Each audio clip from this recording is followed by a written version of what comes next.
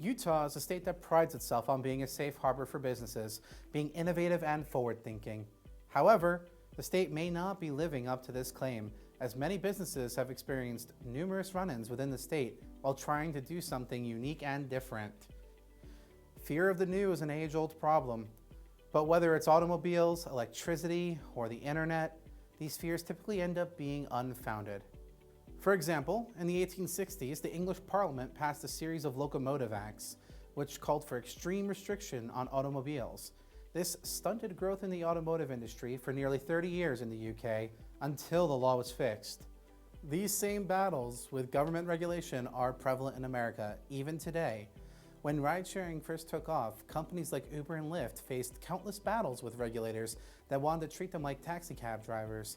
Airports around the country initially banned this innovative service at the behest of an aging industry that wanted to use the government to shut down the competition. Drivers in Salt Lake City were fined thousands of dollars until the law was fixed. Short-term rentals are no different. Across the state, homeowners face all kinds of regulatory hurdles to share their home, and many are totally prohibited from doing so. This is especially odd in a state that's looking for solutions to housing supply and rising living costs. Tesla, Zenefits, Toro, Neighbor, Homey, the list goes on and on. Innovative companies continue to face regulatory hurdles, even in a pro-business state. Some companies will never know about because government regulations stopped them before they even really got started. The drone industry, for example, has been hampered for years. Regulations on a federal and state level have stunted an industry that could grow much more rapidly and could provide significant benefits. Imagine how helpful a more robust drone industry could have been in the midst of COVID-19 to deliver much needed medical supplies, protective equipment, food, and even toilet paper. But consider this. As a result of the coronavirus pandemic, governments at all levels have waived regulations across a variety of industries in the name of combating the spread of the virus. Life has continued to move on without these regulations in place, and it begs the question, why were so many of these regulations ever there to begin with? Whenever some new good or service is introduced, there's always going to be a desire to control it rather than allowing the company to operate freely. So how do we deal with risk and the desire to regulate while simultaneously driving innovation and human ingenuity in the state to truly make it the safe harbor of technology it claims to be?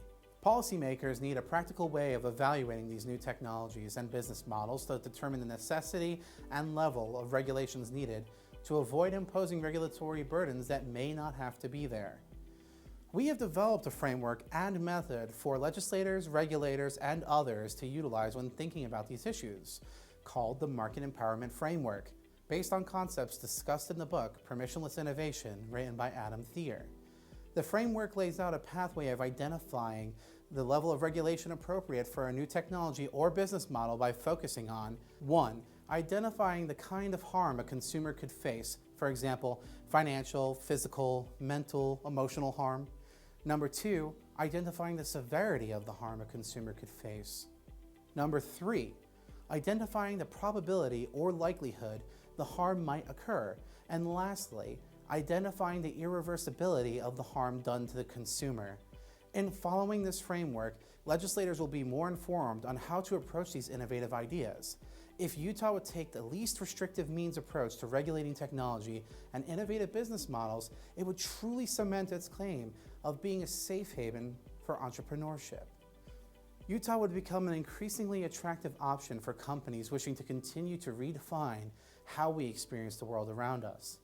Let's not give in to knee-jerk reactions, but instead find a way to embrace the future and all the amazing achievements that will come with it. For Libertas Institute, I'm James Tranowski.